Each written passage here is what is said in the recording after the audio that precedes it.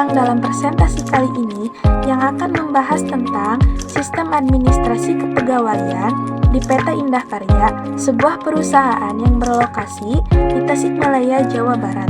Dalam presentasi kali ini, kita akan membahas dua jenis sistem kepegawaian yang penting, yaitu sistem kepegawaian negara dan sistem kepegawaian perusahaan. Kita akan membahas pengertian, tujuan, bentuk, dan jenis-jenisnya dalam kedua sistem ini dengan fokus pada penerapan di PT Indah Karya. Pertama, mari kita bahas tentang Sistem Kepegawaian Negara atau SKN. Sistem ini mencakup seluruh kegiatan administrasi yang berhubungan dengan pegawai negeri sipil atau PNS yang bekerja di lembaga pemerintahan. Pengertian sistem kepegawaian negara adalah rangkaian proses administrasi yang melibatkan pengelolaan data dan informasi pegawai negeri, mulai dari penerimaan, pengembangan karir, dan hingga pensiun. Tujuan dan bentuk sistem kepegawaian negara. Tujuan utama dari sistem kepegawaian negara adalah untuk menciptakan birokrasi yang efisien, profesional, dan transparan. Dengan demikian, tujuan tersebut mencakup beberapa hal seperti 1. Meningkatkan kualitas pelayanan publik, 2. Menjamin kesejahteraan PNS, 3. Mengatur pengembangan karir dan jenjang kepangkatan. Bentuk-bentuk sistem kepegawaian negara biasanya berbentuk 1. Sistem penggajian, menentukan besaran gaji berdasarkan pangkat dan golongan. 2. Sistem penilaian kinerja, meningkatkan kinerja pegawai untuk pengembangan karir. 3. Sistem pendidikan dan pelatihan, menyediakan pelatihan bagi pegawai untuk meningkatkan kualitas kerja.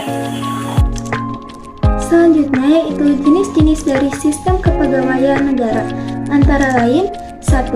Sistem pegawai negeri sipil atau PNS. PNS ini bekerja di bawah kementerian atau lembaga pemerintah. Kedua, sistem pegawai non-PNS. Pegawai yang bekerja di badan-badanan pemerintah namun tetap terkait dengan pemerintah, misalnya tenaga honorer. Yang ketiga, sistem kepegawaian BUMN. Kepegawaian yang ada di badan usaha milik negara yang biasanya memiliki regulasi dan ketentuan yang berbeda.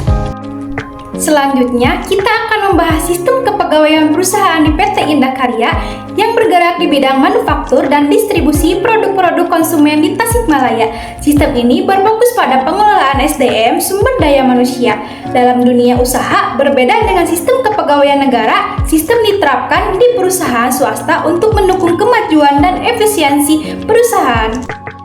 Tujuan dari sistem kepegawaian perusahaan di PT Indah Karya adalah untuk mengelola karyawan secara profesional guna meningkatkan produktivitas perusahaan. Beberapa tujuan utamanya diantara lain 1. Menyediakan tenaga kerja yang terampil dan kompeten. 2. Meningkatkan kepuasan dan motivasi karyawan. 3. Mengoptimalkan produktivitas dan efisiensi perusahaan. Bentuk-bentuk sistem kepegawaian di PT Indah Karya meliputi 1. Rekrutmen dan seleksi, proses mencari dan memilih calon karyawan yang sesuai dengan kebutuhan perusahaan. 2. Pengembangan karir, menyusun program pelatihan dan pengembangan untuk meningkatkan kemampuan karyawan. 3. Sistem kompensasi dan tunjangan, mengatur gaji, bonus, dan tunjangan lainnya sesuai dengan kinerja dan kontribusi karyawan.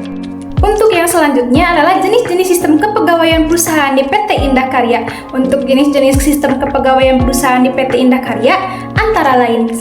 Sistem penggajian, menentukan struktur gaji berdasarkan jabatan dan tingkat pengalaman bekerja. Yang kedua adalah sistem penghargaan, program insentif dan bonus untuk karyawan yang berprestasi. Yang ketiga adalah sistem kedisiplinan, kebijakan yang mengatur tata tertib dan sanksi bagi karyawan yang melanggar aturan di perusahaan tersebut. Perbandingan sistem kepegawaian negara dan perusahaan. Secara garis besar, terdapat perbedaan mendasar atau sistem kepegawaian negara dan sistem kepegawaian perusahaan. Tujuan sistem kepegawaian negara lebih fokus pada pelayanan publik dan administrasi pemerintahan. Sementara sistem kepegawaian perusahaan lebih fokus pada peningkatan produktivitas dan keuntungan perusahaan.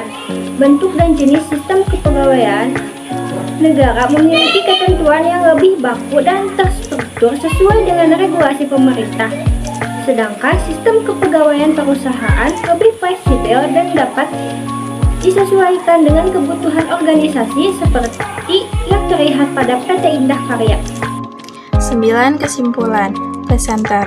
Dari pemaparan di atas, dapat kita simpulkan bahwa meskipun sistem kepegawaian negara dan sistem kepegawaian perusahaan memiliki tujuan yang berbeda, keduanya memiliki peran yang sangat penting dalam pengolahan sumber daya manusia di masing-masing sektor.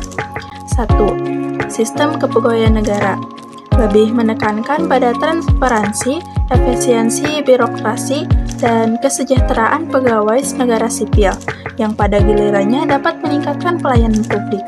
2. Sistem kepegawaian perusahaan, seperti yang diterapkan di PT Indah Karya, lebih fokus pada pencapaian tujuan perusahaan melalui pengolahan SDM yang efisiensi, peningkatan kinerja karyawan, serta penerapan sistem